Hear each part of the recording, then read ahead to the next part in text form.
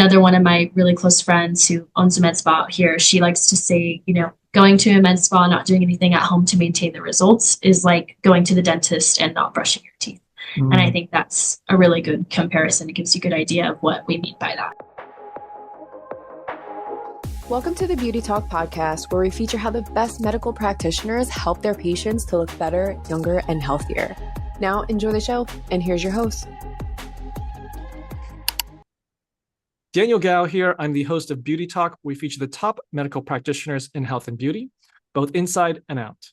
I have Lorna Stevens of Blush Medical Spa, a licensed master esthetician and acne treatment specialist with certifications in Oregon, Washington, and New Mexico, and a background in nursing as a former nursing assistant.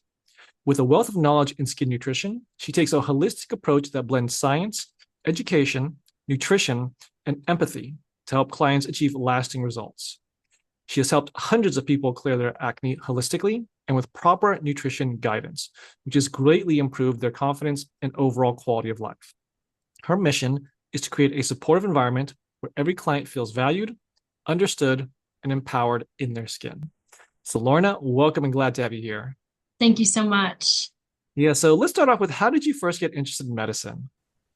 In medicine, I had just graduated and I thought I knew that I wanted to go to nursing school and do the whole thing and be a doctor and got a scholarship to nursing school in Hawaii. And then COVID happened. And I think that kind of shook everyone's plans, of course. And so I did have to pivot a little bit. I did decide that after thinking about it for a while, maybe that wasn't exactly where I wanted to be. So that's actually when I decided to take a step back from nursing, take my foot off the gas, and kind of jump into the aesthetics world. But I love being bedside. I love taking care of people. I was a nursing assistant for, a few years in high school, and I loved it so much. And I think COVID just kind of changed all of that a little bit for me. Mhm. Um, I didn't fall out of love with taking care of people, but I kind of found a new way to take care of people that was more honed in on what I wanted to do, which was the aesthetic side of things. So Okay. So how did you get interested in aesthetics to begin with? Because I mean, you had the bedside care that you were doing, but then how did you learn about aesthetics, and I guess what caused you to want to start going in that direction? yeah, so I struggled really, really badly from a super young age with my skin. I would say probably like going into middle school is when everything really started for me.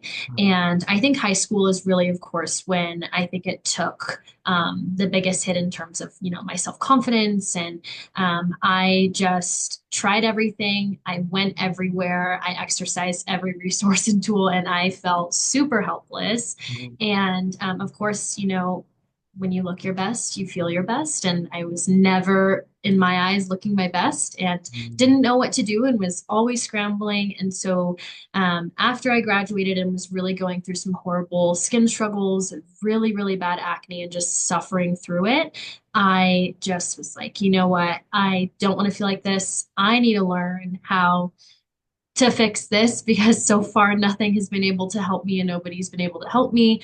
And once I figure out how to fix this, I'm going to make sure everybody has the tools necessary to do the same so they don't have to go through those kinds of struggles on their own. So that's what really got me into not just aesthetics, but really wanting to hone in on specializing in acne and acne treatment. So. Okay.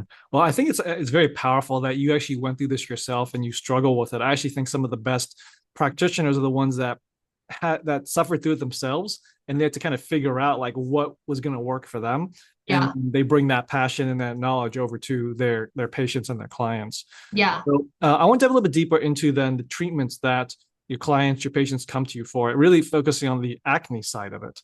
Hmm. So when it comes to acne, I think that there's a lot of myths out there, a lot of misconceptions out there.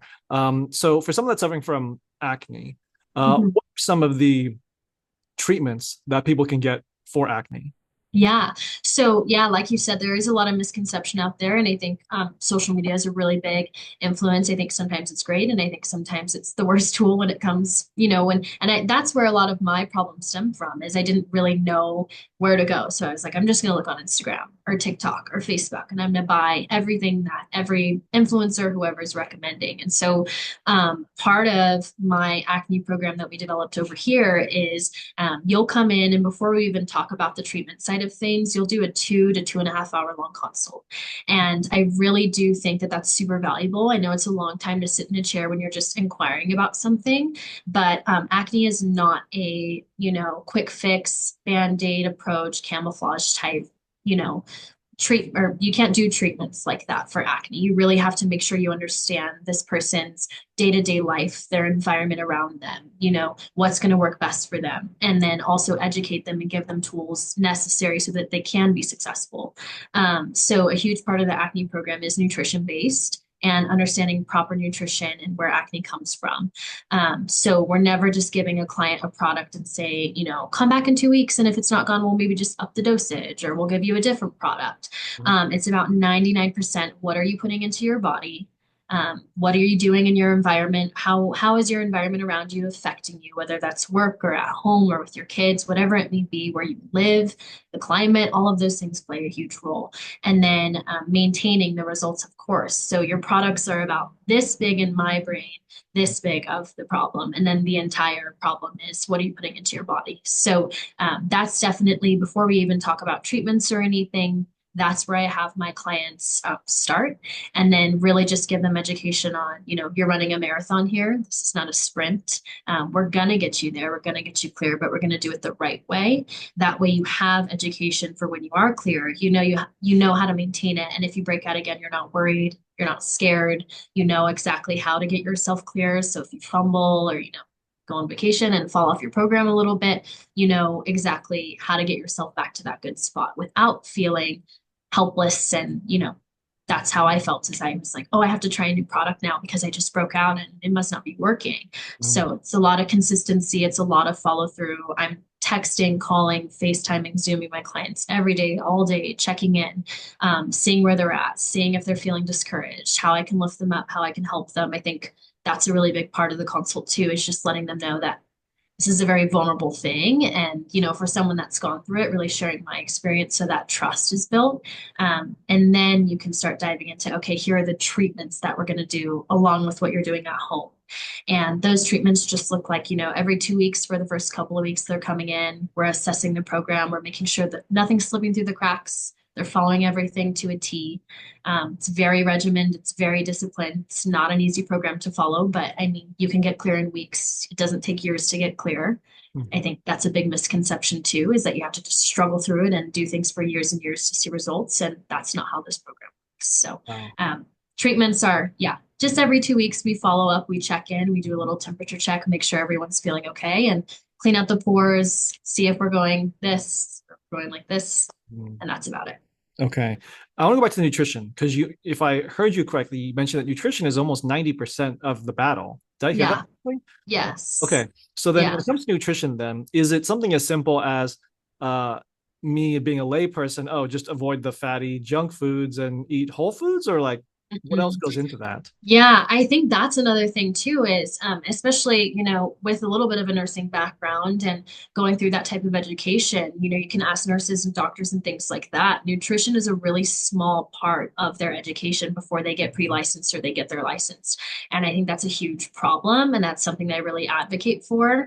And, nutrition also goes hand in hand with all of these full body health, full body wellness things. It's really important, but it's really hard for people to get correct information on proper nutrition. And so when the clients come in, yes, the obvious things like you're not going to be going to McDonald's and getting a cheeseburger for lunch. You're not going to be eating ice cream all the time. The obvious things are right in front of you, and clients most of the time know all those things.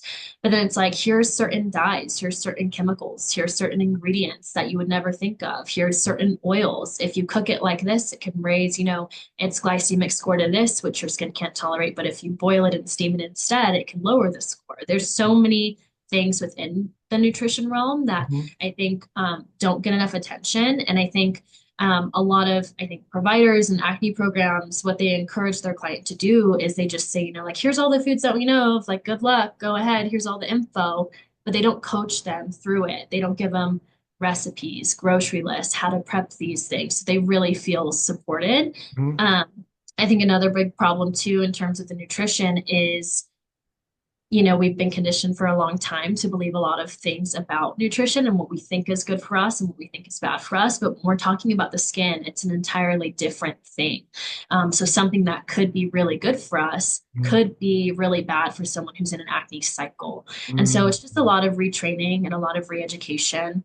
I also, in my program, I don't give people the option of, starting slow or dipping their toes in or, taking out one food that I suggest or one item at a time, because then it's impossible to figure out what's breaking someone out. Mhm. What makes it hard is I say, okay, like starting today, it's gone. All of these things, I don't even care if you eat them. Sometimes it's off the table. We're not doing it. I'm here. If you need an accountability buddy, I will be on the program with you. I'll do it with you. And then every day, text them, here's what I'm eating, here's what I'm doing, how are you doing? That way they feel, supported. So yeah, a lot of re-education and a lot of just training bad habits and also really encouraging clients to step outside of what they think they know and be open to trying something new. I think that's the biggest thing. Okay. So what would be one of the most surprising ones when it comes to nutrition that you can share that's like either food that people think is good that's actually really bad for you, or food that is people think is bad but is actually good for you from a medical perspective? I would say the example I use all the time, and the reason why this comes up so much is because I do have a lot of clients come in and they say, it's not the food because I eat really clean and I eat really healthy. And I'm like, great, awesome. Tell me what a typical day of eating looks like for you. They're like, well, I'm vegan or I'm vegetarian. So I eat, this fruit, this vegetable, this vegetable, this fruit, this vegetable, rice, quinoa, this, that, right? And the Mhm. list goes on. And I just listen, I don't write anything down. And then at the end of that, I say, do you know what carbs are? And they say, well, yeah, I know what carbs are. It's like bread and tortillas, things like that. I say, well, do you know what carbs process in your body as? They say, yeah, sugar. And I said, okay, think about all of the items that you just described to me that you eat every day, all day. What are they? They're fruits and vegetables. They say, okay, what are fruits and vegetables? Fruits and vegetables are carbs. Carbs are sugar. And Mm. so I think the biggest misconception is a lot of people who think they eat clean or are healthy, that is sometimes worse than a different diet that I'm seeing. And it's because, as you know, the body doesn't really know the difference between a strawberry and a cheeseburger, right? You'll Mhm. feel the difference, but they're both carbs. They're both going to digest as sugar. And so the biggest cause of inflammation in our skin and our gut is sugar. And that's what causes these cycles, right? So Mhm. I think that's probably the biggest one is when people come in and they're telling me I eat so clean, I eat so healthy. I'm like, actually, what we're gonna do is we're gonna really ramp that down. We're gonna do like one serving of your fruit or your vegetable per day. That's as much as your skin's going to be able to tolerate when it comes to sugar intake. So I think that's a surprising one, which to me it doesn't feel like it because I'm like, it's carbs. It's a no-brainer. But to someone who is trying all of these different ways of trying to make their skin better, it makes sense that that would be confusing. So that's the one I hear the most for sure. Okay, Yeah. got it. So we have the nutrition side. What about hydration? I want to talk about hydration, like Yeah. maybe not just hydration on what you're putting on your skin topically, but also what you're drinking. Yeah. I'm assuming that That's water is what you want to do, but like how important is hydration? Yeah, that's a big one too. When you're on the program, your minimum requirement is you're hitting at least 100 ounces a day. And so, in the very beginning, I just asked how much water do you think you drink a day? And I mean, I'm at fault for this too. I'm preaching this to all my clients, and it is hard. It is Yeah. hard to drink that much water a day. Yeah. I think people think they're drinking enough until I show them how much 100 ounces is, and they're like, oh my gosh. So, as important as it is to use things that are hydrating topically on the outside, internally hydrating is also going to, show through the skin. It's really important. When you're on an acne program too, you're using a lot of actives and things. You want to make sure that you're internally hydrated. So that's a big key component of the program. Every week we do a check-in other than food. I do ask them if they're hitting their 100 ounces a day and how we can kind of, knock that up and get to as close to or over 100 ounces. Okay. Now, I want to also talk about the I guess I call it dryness of skin. As I think when most people think about acne, it's like, oh, I have acne, it's building up all this oil. I want to dry my skin out to try and dry out the oil and get rid of the acne. Yes. But my understanding is that when you dry out the skin, if you have acne, it actually makes it worse. Yes. So Yes. talk about that a little So bit. yeah, absolutely. That I'm glad that you said that. That's a super important one. Acne needs dehydration. When it's dehydrated, acne survives. when acne is hydrated, it can't survive in a sense, right? If you're doing a combination of other things correctly. But most people, they do think, if I use this product, it's just going to dry it out, blah, blah, blah. What that's doing, it might look like it's getting better, but what's actually happening beneath the surface is you are almost doing like a camouflage, a mask, a band-aid approach, right? You're drying it out so much, it's dulling the skin, it's making it look like there's a little bit of progress, but really underneath everything is still stuck under there. So when you are hydrating the skin, when people think that they're oily, I personally believe it's super, super hard to be a naturally oily client. It's not common. So even if you do have cystic acne or fungal acne or whatever it may be, sometimes when you see that clients are feeling greasy or oily, it's actually because they've been using things for their acne that are so drying that their skin is overcompensating by producing too much oil because of lack of hydration. And so I just had a consult where we talked about the same thing. She's very dry, she's very dehydrated. She presents as oily because her skin is overcompensating so much because of the drying products. So that's a really, really big one too, for sure. Okay. So making sure your skin is hydrated is important. Now, is it just a matter of drinking enough water, the 100 ounces that you mentioned per day, or should they also put products on that will rehydrate the skin?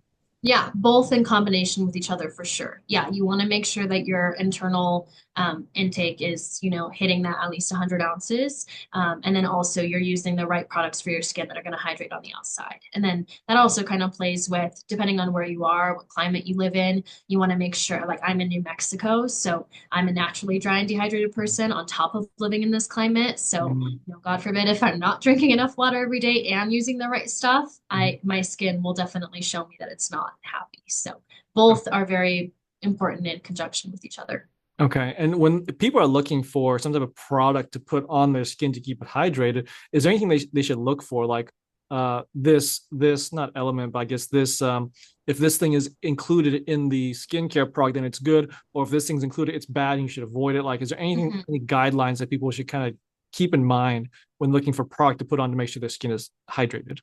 Yeah, I would say that's going to be really case by case. It's also really going to depend on where you live, what your climate and environment is like around you.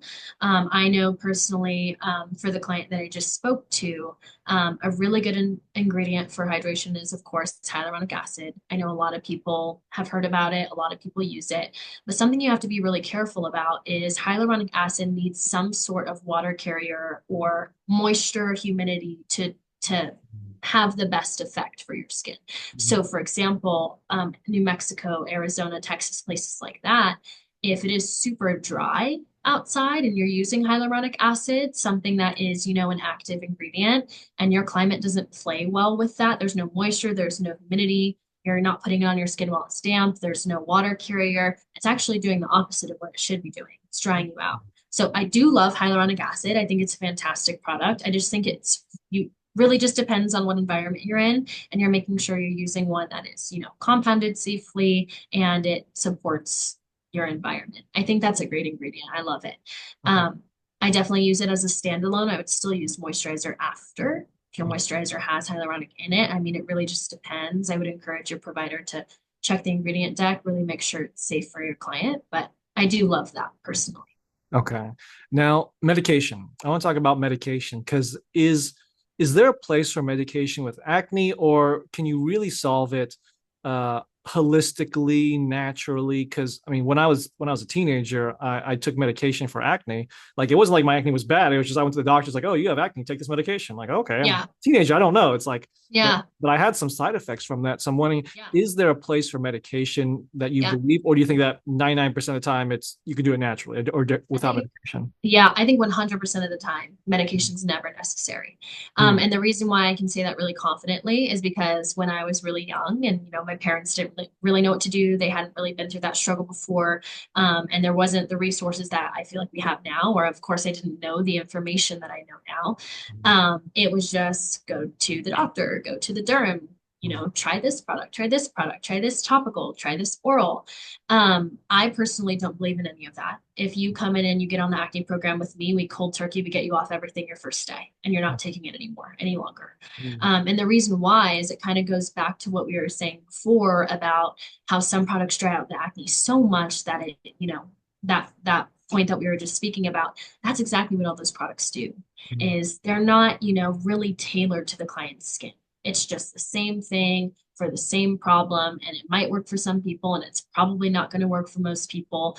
But the problem with those products is we're not dealing with anything internal. We're not touching the gut. We're not talking about the food. We're not talking about what we're nourishing our body with. That's really going to show through our skin and make a difference, right? A long lasting difference, not just a band-aid camouflage approach. And so, I've had a lot of friends that have been on Accutane, clindamycin, tretinoin, things like that. And, they're on it for a long time and they say, oh, my skin looks great. And I say, okay, get off of it. Take 2 days, don't use it, and see what happens. Because right now, all it's doing is it's masking the problem. We're not dealing with anything internal. And then sure enough, they take a break or they run out or they stop and they purge like crazy. Because that acne is just looking for a way out. It's looking for an exit point. And all those products are doing is just shoving it deeper and deeper. So that's really what I'd like to say about that.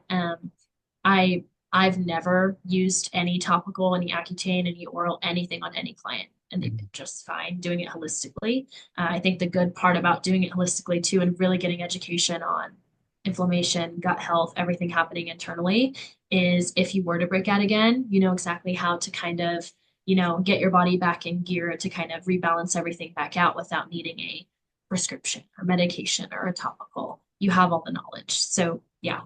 Okay, good to know. Now, I want to address the issue of age, because I think when most people think about acne, it's, your teenage years, that's when you're going through puberty and you have this acne. But I'm sure that you also have adults that also suffer from acne. So is the treatment methods going to be the same whether you're a teenager or whether you're old? Obviously, like depending on the person, but like is the typical treatment going to be the same for both? Yeah, exact same treatment. Nothing is different. Obviously, what you're going to keep in mind now is like, okay, their age. So are they going through menopause? Do they just have a baby? Are they, if it's a gentleman, is he, what age is he? Has he gone through his puberty yet? Hasn't? Or how do you have it? So that's a really big thing too, is just keeping in mind where they're kind of at. Age is obviously a big thing because there's so many other factors that come with that. But yeah, I would say the treatment and the acne consult and all the information I'm going to give you is the same. So my youngest client's 9. I've had clients as old as, in their mid 60s, and same treatment plan for everyone. Okay. Now, Lorna, I think we've gone over quite a few of the misconceptions and the myths. I think there's a lot when it comes to acne. Is there any myth or misconception that we haven't gone over that you think is important for people to know to bust that myth? Yeah. I don't necessarily know if it's a myth. I would say it's something that I don't think gets enough attention or clarification. I would say something that's really important to me as a provider is you can't just go into a med spa and do a one and done treatment and never come back and expect your skin to stay perfect forever. So I always use you're running a marathon, not a sprint. And what you're doing at home to maintain your results is the most important thing. So sometimes if I have someone come in for a consult and I know they really just want a microneedling or they really just want a laser, I say, okay, pump the brakes. What are you going to show me that you can do at home to maintain the results that we're about to give you? That's where we're really going to start. That's the root of the problem. And that's what kind of creates that longer treatment plan too. So, you really are getting them from start to finish and you're doing it in the best way for them, right? And you feel good about it too, because you feel like they didn't just see me once and they're never going to see me again. I've really educated them. Now they know what to do at home to maintain what they just spent, thousands of dollars on, and you feel good about that.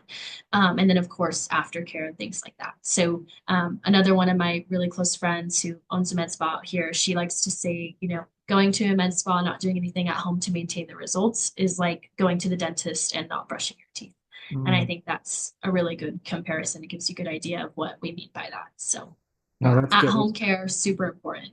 Okay. Now, let's say that someone's looking for help with their acne, but they're looking around, they're not sure which provider to go to. What would be the most important piece of advice you can give to someone as far as how do they find someone good, how do they find someone knowledgeable like yourself, to make sure that they're able to get a good result? Yeah. If they are struggling with acne and that is their main focus, if they're going to see a provider and the provider has not asked them about their diet or has talked at all about nutrition in any form, I would respectfully look elsewhere. And I think that's because if you truly are an acne specialist or you're working with clients that are dealing with this problem, it's not a surface level thing. It can't be cured by just a treatment or a product. You got to sit down, you have to take the time, you have to understand their lifestyle, and you have to give them every tool and resource that you have available to you as a provider to really, really make sure they feel supported. And so I think if they're not talking about the food and the consult's not at least an hour to an hour and a half, I don't think that you're getting as much information as you need to be getting for somebody that's really suffering. And acne can be two pimples. When you have one pimple, technically you're in an acne cycle of some sort, right? You need some sort of information. So I think that would be the most important thing for me is, are they talking about nutrition and not just, the typical things that are no brainers, like, hey, try and cut out dairy or try and cut out bread. I think I hear those things all the time. That's not really what I mean by, are they talking about the foods? I mean, really diving deep, and that's kind of the main point of their consult with you. Okay, great advice. Now, I'm curious, when it comes to creativity, how important or what role does creativity play in how you approach your patient care? Is it important? Is it not important? Why not?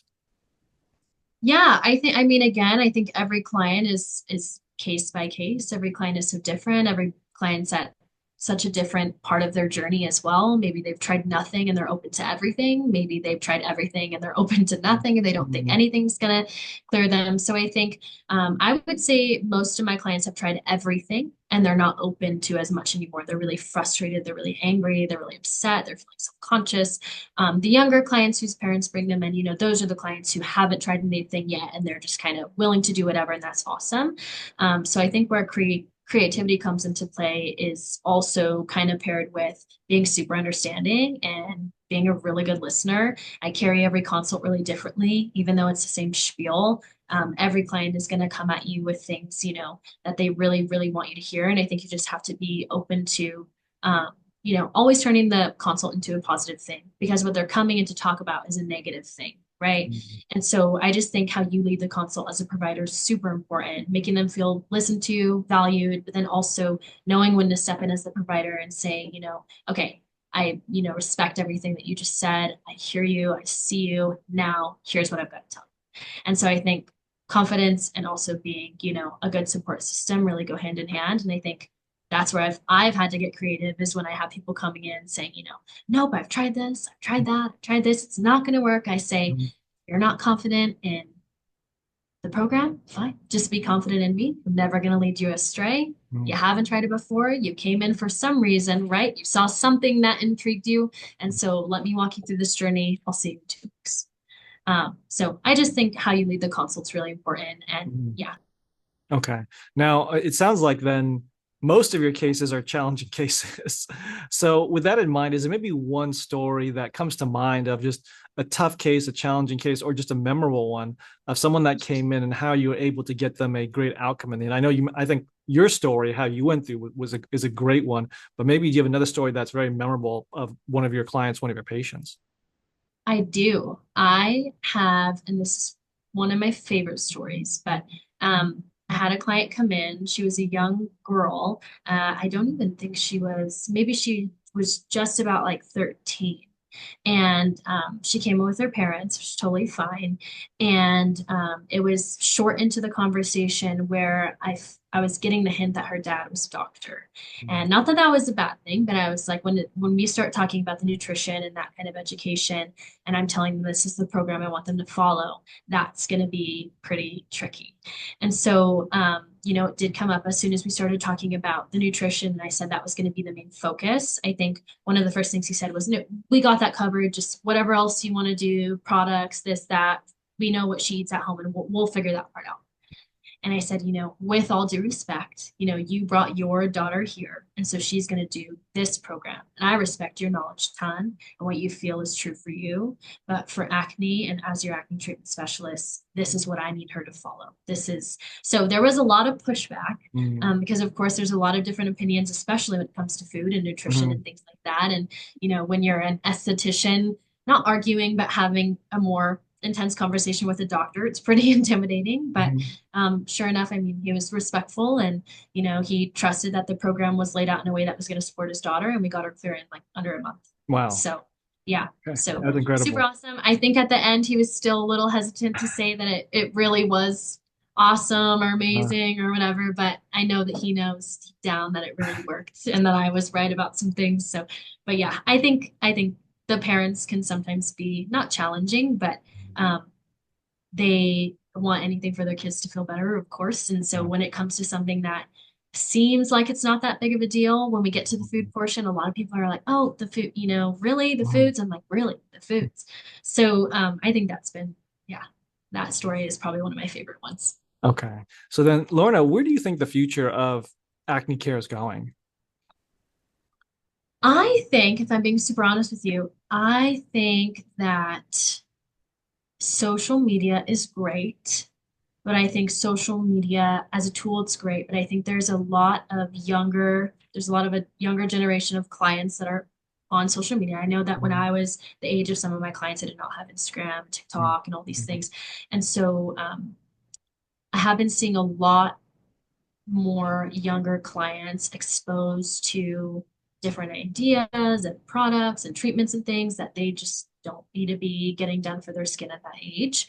And so I say right now where we're at is a really tricky, hard spot to be in, which is why I'm so grateful to be able to talk about what I am so passionate about. And hopefully it reaches somebody that really needs to hear it. But I think it's great because we do have a lot of providers. We have a lot of people that are passionate now about skincare and wanting to get into the industry. The industry's going so fast. I think that's amazing. And it makes me happy to know that there's so many other people that really want to help people, in these journeys, but or in their skin journey. But I do think it's hard right now with how easy it is to just hop on TikTok and see, an influencer say that this product cleared everything for them. And then Mhm. that, 10-year-old buys it. That 10-year-old still has their baby skin. They don't even know how to probably pronounce the name of the product and they're, putting on retinol at 10. So I think it's been really hard. It's so hard to get information out there and information that is true and that, reaches the right audience with as much of, social media there is out there. So I think we're in a tricky spot, but I still think we're in a, on the up and up and a good trajectory. Mhm. Okay. So it seems like overall there's more and more understanding around what the right path is for treatment for acne, but it also seems like there's also a very big issue with the spreading of misinformation around Yeah, the for topic as sure. well, it seems like. Yeah.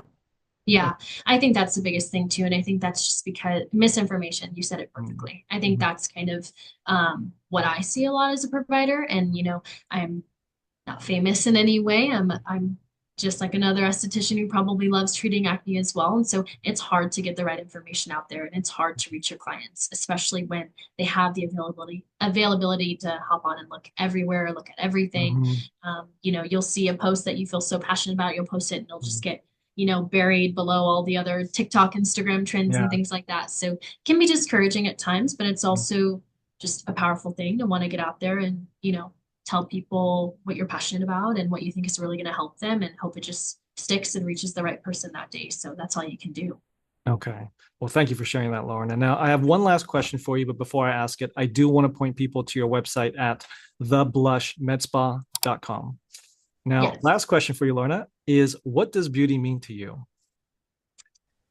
Oh gosh. I think I think beauty is however you feel about yourself. I think it comes from within, just feeling like the best version of yourself. I think it's super easy now, again, like with social media and everything, to feel like you have to connect to all these unrealistic beauty standards. And I think that's really hard. It's hard as a provider too. Some things I've never thought I would get done before. I feel like because I work in the industry, should I get that done? Should I do that treatment? Do I need that too? So I just think at the end of the day, it's really important just to remember who you are and what makes you feel confident, what makes you feel beautiful, and not to feel pressured by, any unrealistic norms or anything like that. And just, yeah, I think that's probably what I have to say about that. Okay, well said. Okay, well, Lorna, thank you for sharing your expertise. Where can people contact you and the practice? Yeah, so we're Blush Medical Spa. We're in Albuquerque, New Mexico. If you look us up online, just typing in Albuquerque, New Mexico after, it'll pop up with our website, directions on how to get to us, our phone number, and then our Instagram is at the Blush Med Spa. Awesome. Well, Lorna, this is awesome. Thank you for sharing more knowledge about acne, trying to clear up some of the fog surrounding it and the just people just don't know what to do. So I think you being able to illuminate this, give people that right path and some advice, that was fantastic. So thank you for coming on. Thank you. Yes, thank you so much. I appreciate it. Thanks for listening to the Beauty Talk podcast. Any questions, please contact the practice directly with the contact information provided during the show. We'll see you again next time. Bye for now.